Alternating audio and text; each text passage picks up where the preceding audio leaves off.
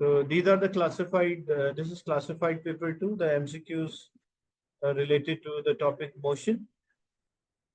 Question 6, which row describe the speed and the velocity? When we compare speed, speed is a scalar quantity. When we say it's a scalar quantity, means it does not have a specific direction. But velocity is a vector quantity, as a vector quantity is having a direction.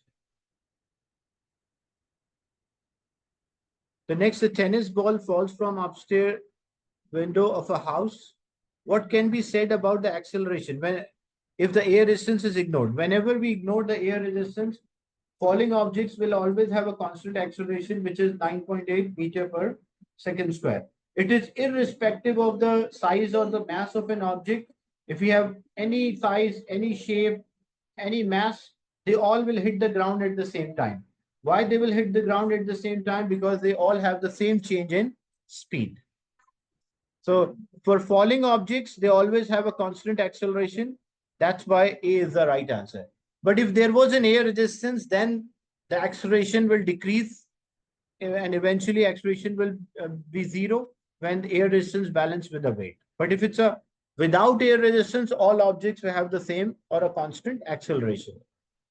4 balls with different masses are dropped. Air resistance may be ignored. Which ball has the smallest average speed? Like which ball will hit at a smaller speed? That will also have a smaller average speed. Because without air resistance, they all have the same acceleration, which is 9.8 meter per second square. But because this object is dropped from a height of 1 meter, so if I drop something from a lower height, it will hit the ground at a smaller speed. That's why A is the right answer. And which will have a higher, largest or a greatest average speed, so that D will be the right answer. Because they all have different masses, the mass does not affect the speed of falling objects without air resistance. A ball falls from a rest through air towards the ground. The diagram shows the two forces acting.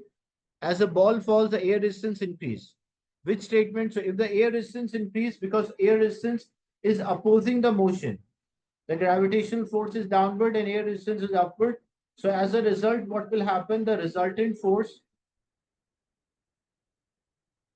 weight minus air, so air resistance increases, so resultant force decrease.